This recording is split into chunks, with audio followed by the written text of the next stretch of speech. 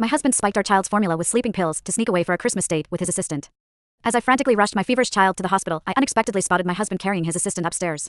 Peyton twisted her ankle, so I'm here to help her get it checked. Even though our child was in the operating room fighting for her life, he did not so much as glance in her direction. I tightened my grip on the $10 million winning lottery ticket in my pocket. It was time to end this 7-year marriage.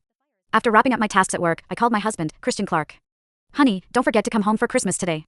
I have some good news to share with you. On the other end of the line, Christian's voice sounded rushed and tense. Shiloh, there's an urgent issue with the company project.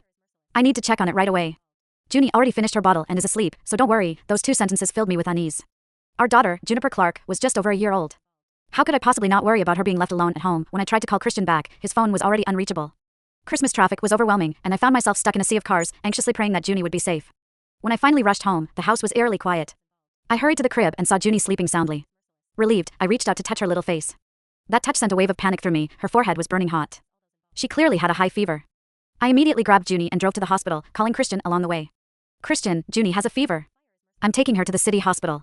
You need to come right away. For a brief moment, there was tension in his voice. How is that possible? She's burning up? This is your fault. I've told you countless times that we need to hire a nanny, but you never listened. I'm in the middle of a meeting. Let's just talk later, he snapped. I bit down hard, gripping the steering wheel tightly. We had hired a nanny before, but she was caught pinching Junie on the baby monitor while we were at work. We fired her immediately, and I became extremely cautious when screening potential nannies ever since.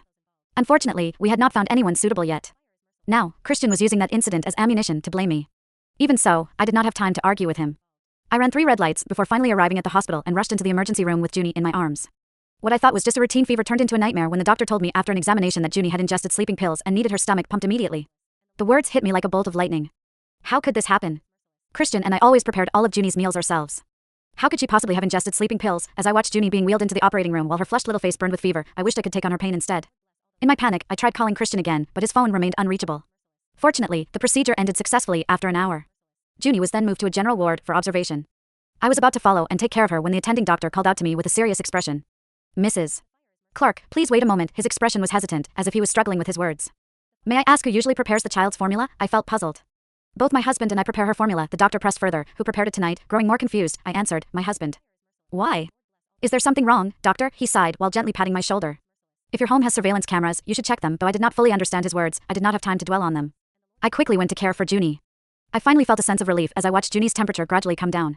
When I glanced at my phone, it was already 11:30 p.m. Exhausted from the night's events, I decided to head to the hospital's convenience store to grab a quick snack. However, I stumbled upon something shocking as I walked downstairs. Christian, who was supposed to be working late, was here.